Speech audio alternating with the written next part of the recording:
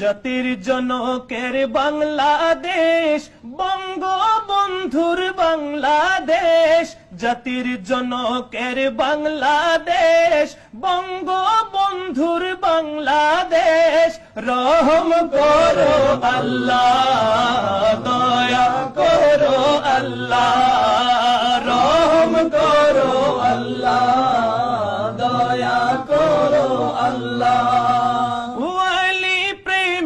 বঙ্গবন্ধু শেখ মুজিবুর রহমান, বিশ্বের শ্রেষ্ঠ Islamic foundation তাহার অবদান।